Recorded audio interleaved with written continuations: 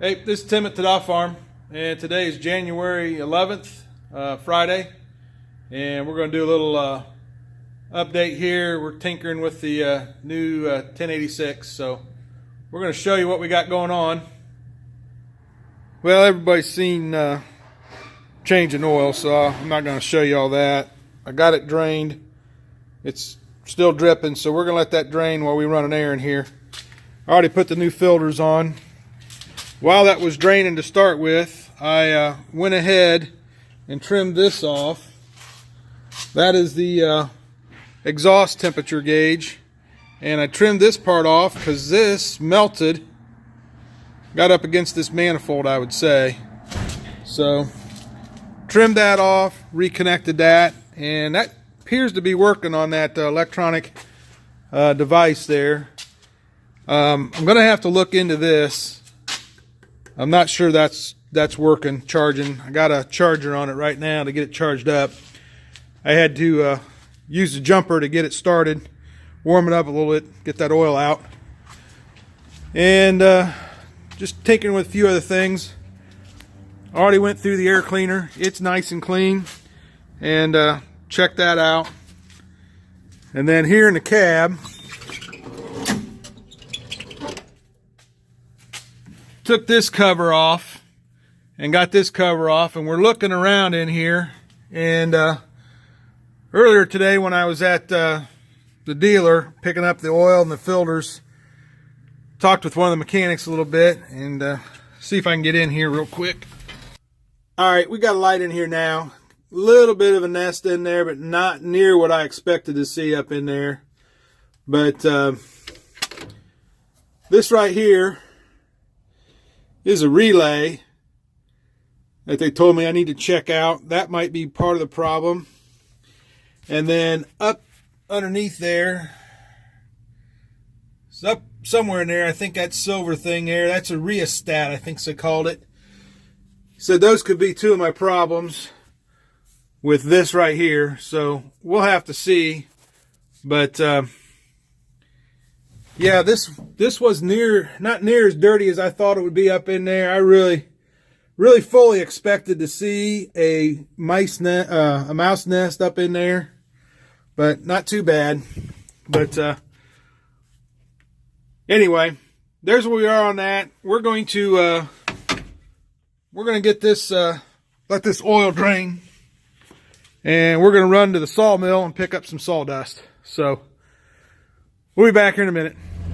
Draining the oil right now while we run get a load of sawdust.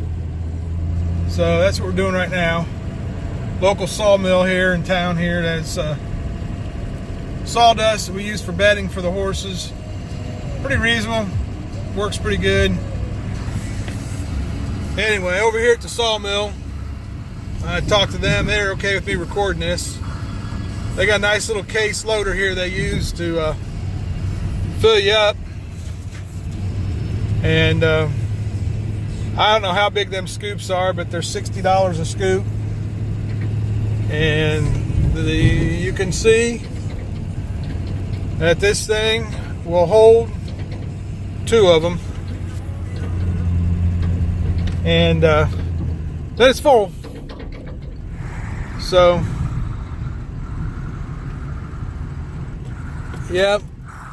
I got this built up a little higher on this wagon, so it's a little harder for him to get that dumped. They're used to smaller wagons coming in here that aren't as tall as this one.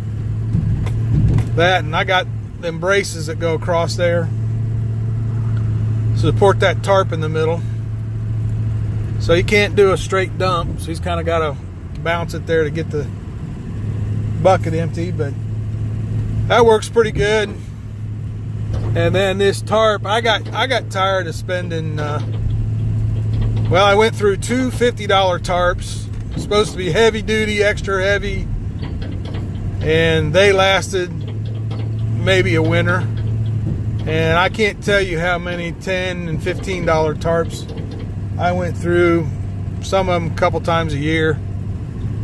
So I probably had, I don't know, $200-300 worth of tarps, and I went to a local tent and awning company, and they set me up with this little rig like I got right here, the pipe, and the tarp. They did all the sewing and put it all together for me. It cost me 105 bucks. I thought that was a pretty good deal, and that's lasted me 15 years.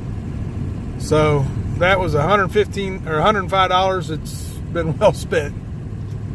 But yeah, that works real good for putting sawdust in, and I use this wagon for crops in the fall. So told my daughter she's got to have it emptied out by September, so she should have no problem with that. But anyway, we'll be back to the barn here in a little bit and give you a little update on the tractor. Well, here's another barn I've seen on the way over here, and now I'm on my way back. Nice old barn, and it's just falling down. There's probably been 5 or 6 barns on this trip back home. They're just falling down. Nice old barns. But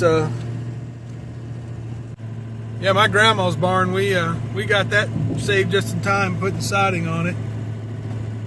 But yeah, there used to be a barn behind that house too. And they got it tore down and grassed in. That must have happened last summer. So, but yeah, I don't come over here very often to get sawdust, maybe twice a year. And there's about 6 different roads I can take to get there. So, landscape has changed. So, we'll be at the barn here in a minute. Well, when we got back from the sawmill, I moved some hopper wagons around here and got that field cultivator moved up front. I didn't get any video of it. I thought I was recording, and yeah, I didn't. So, don't have that. But anyway, my dad just called, and I need to run over and take care of him. So, we're not going to get any further on this today. We'll get back on it tomorrow and Saturday. I hope to get some video of that. Right now, we're just going to let it keep dripping, the oil drip out. And we'll get it filled up tomorrow. Like I said earlier, I do have the filters on. I want to get a paint marker and write today's date on them so I know. And I don't know, we may end up changing this too and doing a flush. That's part of the radiator. But we'll see where we go. But anyway, hey, thanks for watching. I'll get into more details about my dad later. But we're gonna hold that private for right now. So thanks for watching. Hope you have a good afternoon.